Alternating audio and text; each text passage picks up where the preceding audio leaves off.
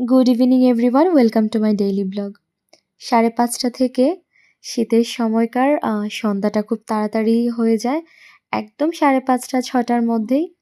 আর শীতের দিনের একটা বড় টুইস্ট হচ্ছে গিয়ে দিনের বেলাটা খুব দ্রুত চলে যায়, কিন্তু সন্ধ্যার পর থেকে সময়টা একদমই যেতে চায় না। মনে হয় যে রাত 10টা বাজতে অনেক সময় চলে গেল, এরকম একটা সিচুয়েশন। আর এই ঠান্ডার মধ্যে চাদর, সোয়েটার এগুলো তো মাস্ট ইম্পর্ট্যান্ট।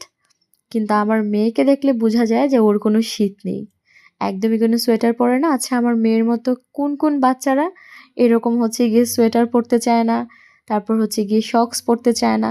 ওদের আসলে ঠান্ডা বলতে কিছুই লাগে না, এরকম মনে হয়। আর এই যে শীতের সময়কার ব্যাডমিন্টন খেলাটা একদম ছেলেবেলা মনে করিয়ে দেয়। তখন যদিও খুব ভালো মতো ব্যাডমিন্টন আমি খেলতে পারতাম না, তারপরেও ওই যে ব্যাট নিয়ে, তারপর হচ্ছে গিয়ে ফ্লাওয়ার নিয়ে দৌড়াদৌড়ি করা, আম একটু ঘামা, এই আর কি, লাফালাফি করা। তখন দেখা যায় যে ব্যাডমিন্টন খেলতে, খেলতে অনেকটা গরম লেগে যেত আর সুন্দর একটা ঘুম চলে আসতো। সন্ধ্যার পরপরই প্রায় 7:30 নাগাদ একটু চা বানালাম। ভাবলাম যে না, একটু চা করি। শীতের সময় একটু চা খেতে বেশ ভাল লাগবে গরম, গরম।